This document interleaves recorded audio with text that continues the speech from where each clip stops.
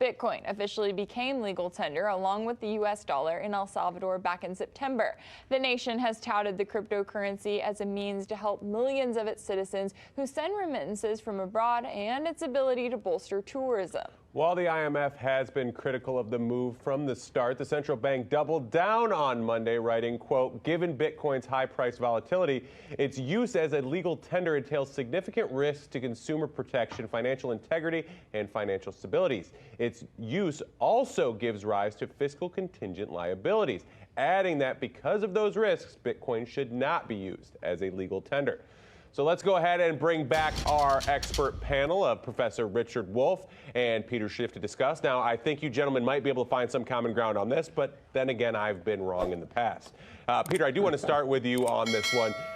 We have you on the show pretty regularly, and we really appreciate that. And I believe it's fair to say you aren't exactly a fan of the U.S. dollar, a fan of cryptocurrency, or even central banks. So what is your take on this situation? Well, I usually don't agree with the IMF, but in this circumstance, I do. El Salvador has a lot of problems. Now it has another one, Bitcoin. I think this whole thing is a gimmick. I think a lot of the Bitcoin whales were able to influence El Salvador in order to help drum up more enthusiasm for the cryptocurrency, to sucker in more buyers. So the larger holders of Bitcoin who got in earlier at much lower prices can sell into the hysteria that they're creating, partially because of this idea that, oh, it's legal tender in El Salvador, and this is just the first step of many, and that every other nation is eventually going to follow in El Salvador's footsteps, and it's all this hype that they're using. But, it's going to cost El Salvador a lot of money. People are going to lose money. The government's going to lose money. It's going to just be a disaster. Now, Professor Wolff, I want to get your take on this, and I know we don't hit on crypto too much with you, but where do you stand on El Salvador's adoption of Bitcoin as legal tender, as well as the IMF's pushback against it? Well, I guess I'm a little bit close to Peter on this one, which may surprise him, and it certainly surprises me, but I think for different reason. The way I see this is that El Salvador, with all due respect, is a country for whom this Bitcoin gambit is like a Hail Mary pass in a football game. Their country is an economic disaster for many reasons that are not their fault, for some that are. They're desperate, as are many countries in what we used to call the third world, but certainly many in Central America around El Salvador. Their situation is horrible economically, and their prospects are not much better. So they're desperate. They're trying to see whether maybe something could come out of this, but think of it less as a considered policy looking into the future. It isn't that, whatever they say. What this is a Hail Mary pass, hoping that by some unimaginable coincidence of bounces, what they're doing will make their situation a little bit worse. But as the IMF correctly says, they're taking an enormous chance. The volatility of this thing that they're willing to base their economy on is by itself a cautionary sign that you're taking enormous chances. But you do that when you throw that pass up in the air because no other thing could possibly save you. But Professor Wolff, to that note, I guess it feels like the IMF is pushing back against this because the IMF only likes a developing country, what you said was the former third world. They like that country to be beholden to them. And that's kind of the way I tend to see this.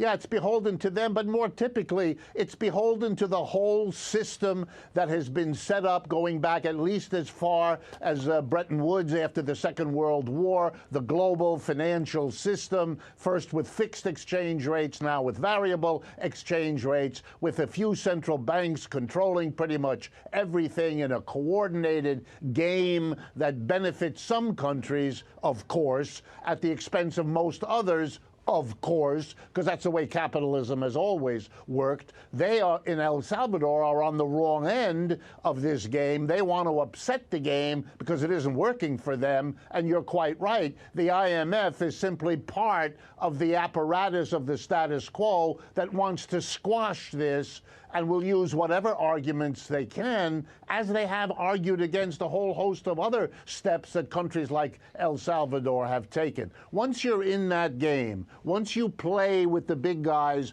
the way they've organized the system, you're either desperate at the bottom, like El Salvador, or desperate at the bottom throwing Hail Mary passes, which is what Salvador is doing with the Bitcoin game. Now, Peter, I do want to get your take on that. And I know a lot of times when we talk about crypto, it's often as a store of value. But El Salvador has made a point of the savings off of cross-border remittances. So is there a chance it could be a good utility? Absolutely not. There are much better ways to do these remittances without getting involved in Bitcoin. Look, I agree with the professor. This is a Hail Mary. Unfortunately, it will be incomplete.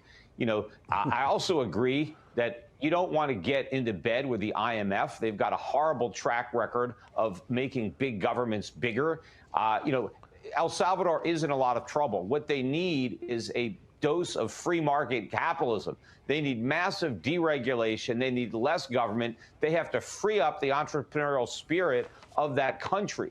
And instead of embracing Bitcoin, they should embrace capitalism. That is the way out of this mess. Is, you know, don't deal with the IMF. Just go for sound money, not Bitcoin, and be a bastion of freedom. You know, in a sea of socialism down there in South America. I mean, there's some countries that have seen the light and have moved in the right direction, and El Salvador has to join them. All right, to come back full circle to our first segment, Professor Wolf, I give you the response to that.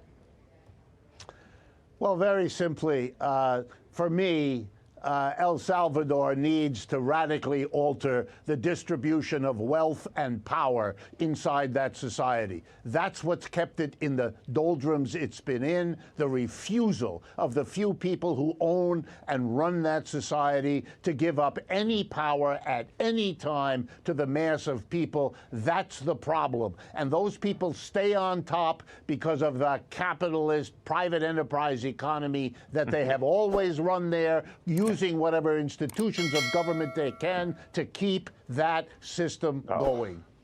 Peter, we've got about a minute left. The problem in El Salvador is not too much capitalism. Too much capitalism is never the problem. It's government. If you really want to see a more fair distribution of wealth, unleash freedom.